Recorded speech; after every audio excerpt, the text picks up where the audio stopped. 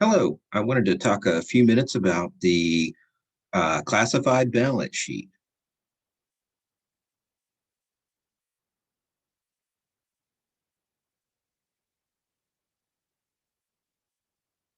Okay, so the classified balance sheet, it's basically building on the balance sheet that you saw in the earlier chapters. In the earlier chapters, it was basically just a listing of assets, equal liabilities, plus equity. Now, it's still doing that same thing, as you can see here, but it's adding new like classifications of assets and liabilities basically to the statement. Basically, this is to help the users and to give users more information. So, like as you can see here, basically the heading would still be the same. Remember that the balance sheet is basically looking at the accounting equation and it's still in balance. It shows your asset, it checks to see if your assets equal your liabilities plus equity of a company. Um, Remember that the balance sheet is as of a moment in time. So it's always set as of one day. So as of this time, do our assets, liabilities, and equity equal? Are our assets equal to our liabilities and equity? So it's dividing out into some different classifications. So you have current assets. Current assets are any assets that you're going to use up or turn into cash within the next year. So some typical current assets I've shown here: cash, accounts receivable, merchandise inventory, and supplies. These are some typical current assets that you have seen in the course. Now, also we have plant assets, and plant assets are long-term assets that a company intends to keep for longer than a year. They tend to be higher dollar value items.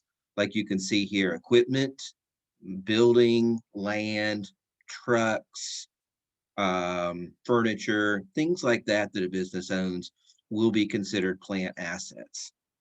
Now, you also might have a section in here for long-term investments, which would be stock that's purchased in other companies. That also could be shown here as well. Stock or debt purchased in other companies.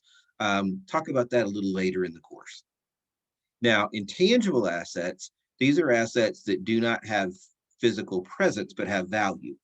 So examples of intangible assets would be like a patent, like here, which is a patent to a certain process or invention.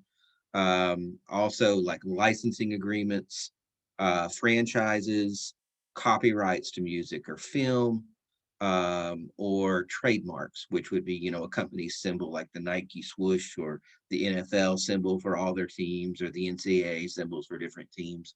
All these would be considered intangible assets.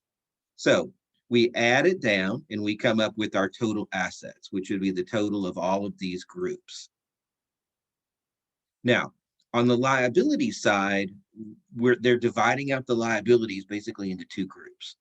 Current liabilities would be any liabilities that you intend to pay off in the next year.